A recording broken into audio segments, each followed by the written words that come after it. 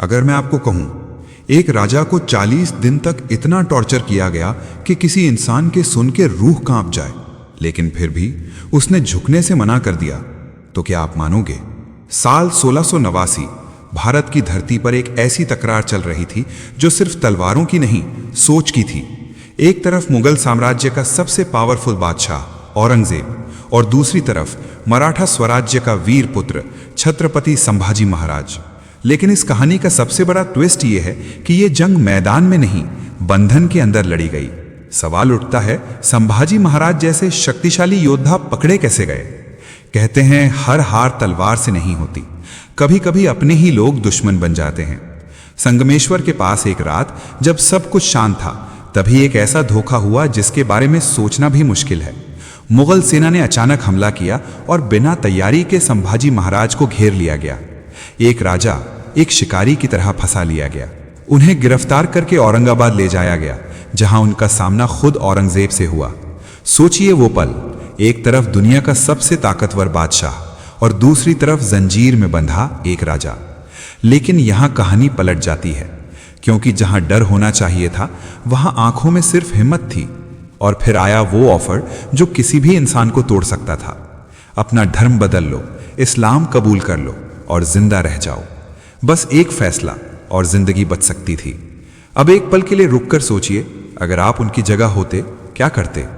जिंदगी चुनते या अपनी पहचान? लेकिन संभाजी महाराज ने जो जवाब दिया वो इतिहास में अमर हो गया।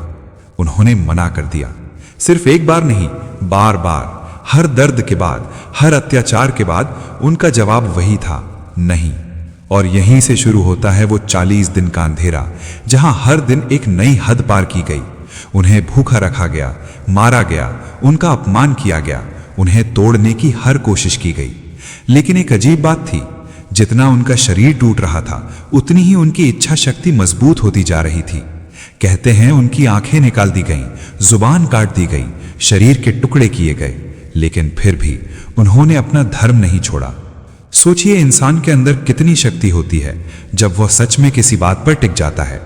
40 दिन, हर दिन मौत से भी ज्यादा दर्द। और फिर आया आखिरी दिन, 11 मार्च 1689। संभाजी महाराज को निर्दयी तरीके से मार दिया गया। एक राजा का अंत हो गया, लेकिन कहानी यहीं खत्म नहीं होती। यहीं से असली कहानी शुरू होती है। क्योंकि जिस औरंगजेब को लगा था कि उसने मराठा साम्राज्य तोड़ दिया, उसने असल में एक ऐसी आग जला दी जो कभी नहीं बुझी। संभाजी महाराज की शहादत ने लोगों के अंदर डर नहीं, जुनून पैदा किया, और वही जुनून आगे चलकर मुगल साम्राज्य के पतन का कारण बना। एक इंसान को खत्म किया गया, लेकिन उसकी सोच को नहीं। एक शरीर को तोड़ा गया, लेकिन उसकी हिम्मत को नहीं। और आज भी जब हम इस कहानी को सुनते हैं, तो एक सवाल हमारे अंदर गूंजता है, असली ताकत क्या होती है? तलवार की या अपने सिद्धांतों पर आखिरी सांस तक टिके रहने की? और शायद इसी सवाल का जवाब ही संभाजी महाराज को अमर बनाता है।